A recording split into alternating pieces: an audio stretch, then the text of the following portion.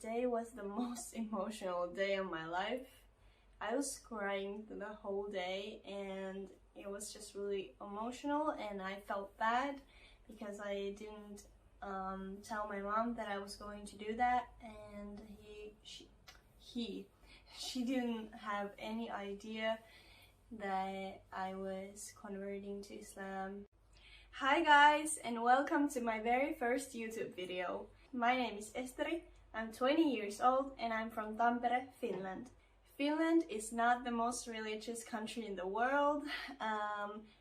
Yes, technically it's a Christian country, but most people here don't believe in God, and that's how I was raised as well. I grew up in a really small town called Harola, where there is probably 200 people living there, so everyone knows each other, and a religion wasn't a part of our lives. I didn't know anyone who was a believer and so on. So yeah, so my mom doesn't believe in God. She does believe in some higher power, but doesn't really believe that it's God specifically. So she wanted to raise us the way that when we grew up, we could decide for ourselves if we wanted to believe in something or if we didn't. So that's why I didn't grow up in a religious family. So growing up in school, of course, we had lessons about Christianity, but to me, they never felt right. They never felt like anything more than just some stories, some fantasy, something that some people believe in, but that weren't for me, and I never understood the Trinity or anything of it, really. It didn't really feel right to me. So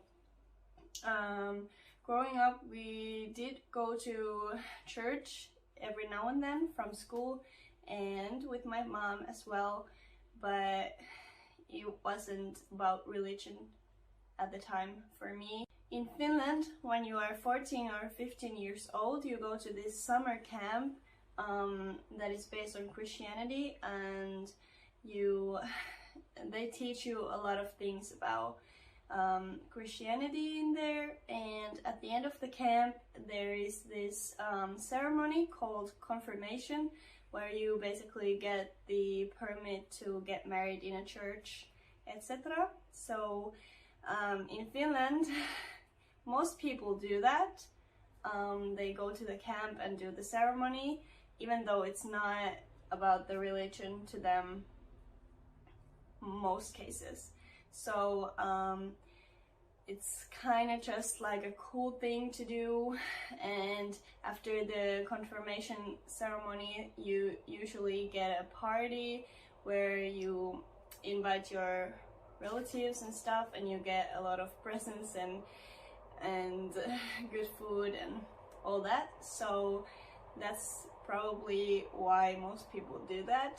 At least for me, that was it, and for everyone I knew, it was about the party and not about the camp that much, and not about the religion at all. So when I was 16 years old, I graduated from the elementary school and decided to move to Tampere, which is one of the largest cities in Finland.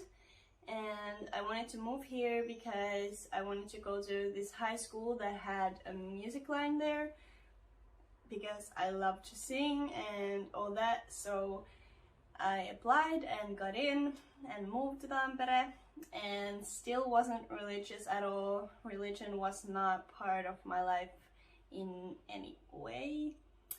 I didn't care about it, and I didn't feel like it was something for me.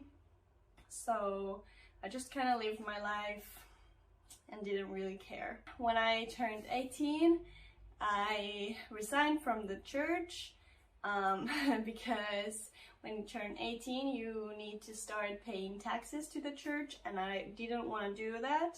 And I was thinking in my mind like, I will get back in when I need to get married in a church, because in Finland at least, getting married in a church is a really beautiful tradition, and most people want to do that. And when they get married in a church, after that they resign from the church like next week or something, maybe the next day even, because they don't want to pay the taxes, but they just wanted to get married there because it's beautiful and it's traditional and so on. But when I turned 18, the same year I met my husband, alhamdulillah, and he is a Muslim. He has been born into a Muslim family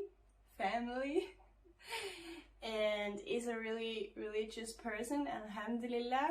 And every now and then he would try to tell me about Islam, and I would shut my ears. I wouldn't want to listen. I was just like, oh, don't talk to me, please, can we talk about something else?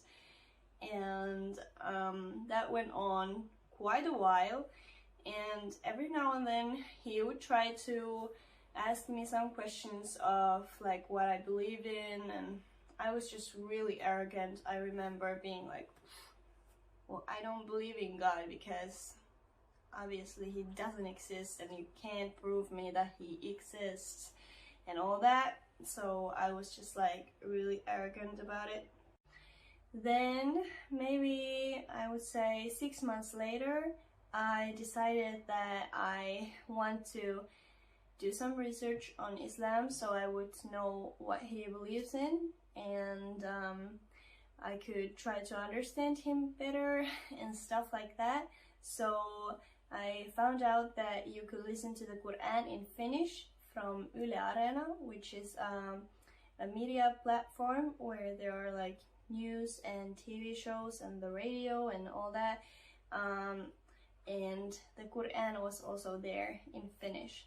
And so I started listening to that, and I thought to myself like, okay, that's cool. It's really different from the Bible because it's not about stories, it's more like how you should be living and stuff like that.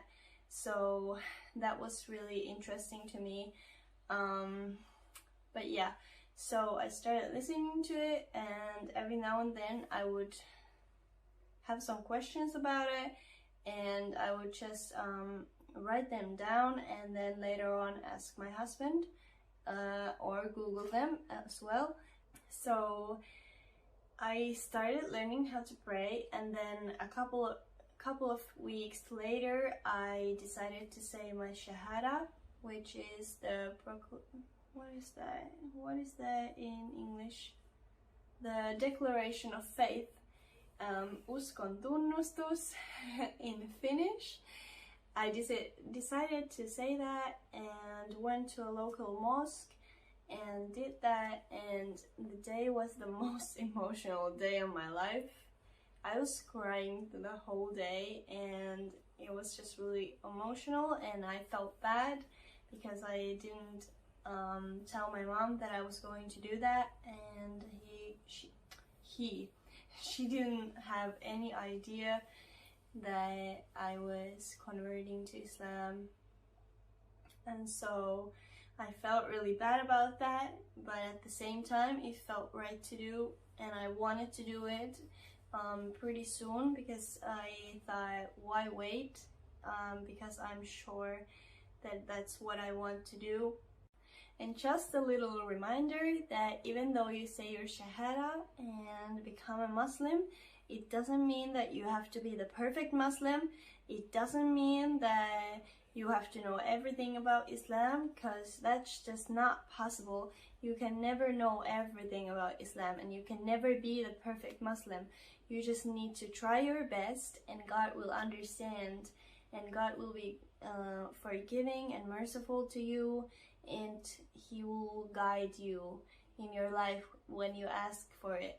And yeah, so please be kind to yourself and don't expect too much from yourself, because you cannot be perfect. You just need to try your best, and that's all that counts, and God knows that. And I think that's also a good way to end this video, because I think this might be quite a long one, so I don't want to make it any longer. I hope you enjoyed this, and if you have any questions, please leave them down in the comment section, and inshallah I can make more videos about my journey and what happened after my shahada and how I started wearing the hijab and all that. Inshallah in the future I can make more videos about that, but for now I will end this video. So thank you so much for watching. If you lasted the whole video with me, thank you, thank you, thank you. You are amazing, and peace and blessings be upon you. And yeah, so bye.